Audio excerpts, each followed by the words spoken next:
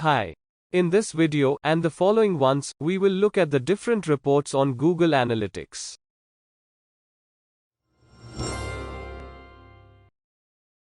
First, let's have a look at real-time reports.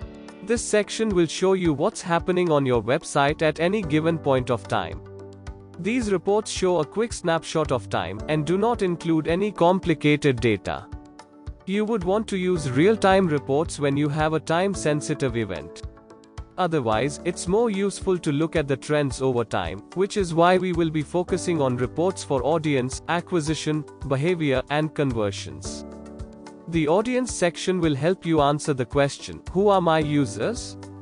Now, obviously you won't get the precise location of your users. Rather, you will get anonymous data on demographics, interests, geolocation, technology, and mobile devices. The acquisition section will tell you how your users found your brand and website.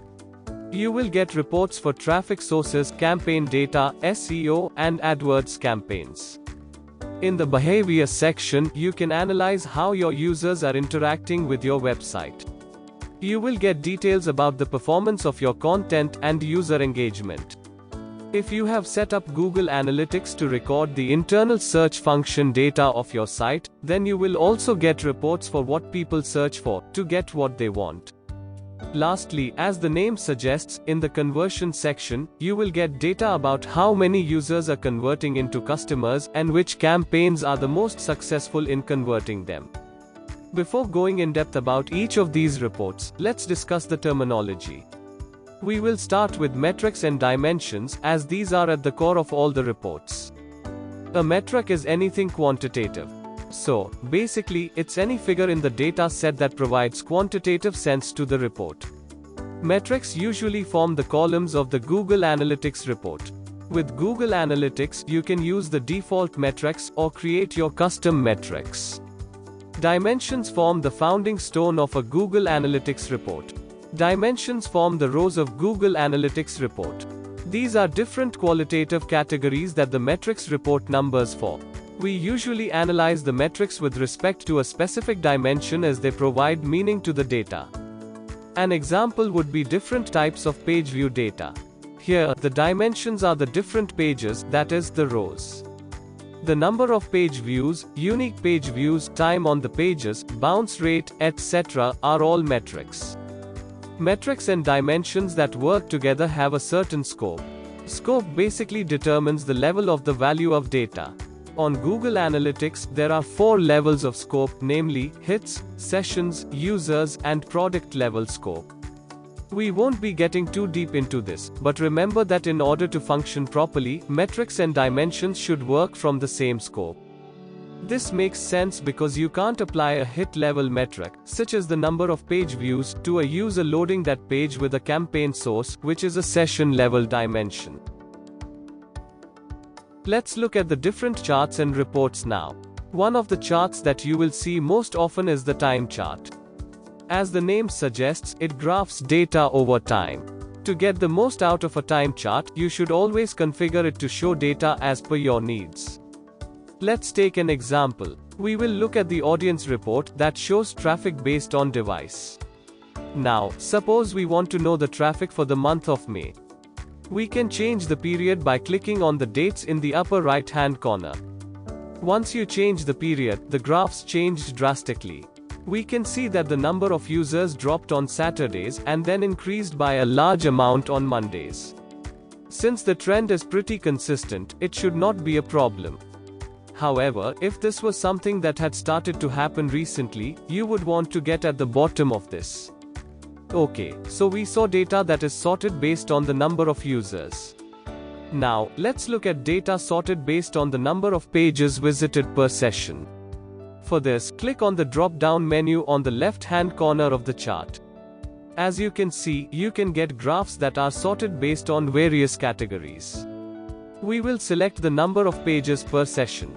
Here, the graph is an almost perfectly horizontal line, which means, no matter what day it is, all users visit almost the same number of pages when they visit the website. The graphs for other categories will work the same way.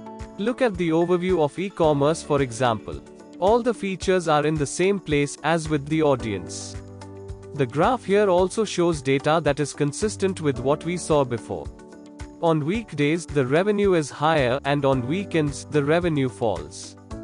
If we compare the revenue to the e-commerce conversion rate, the rate has been higher than the revenue all month except on the 25th of May 2021.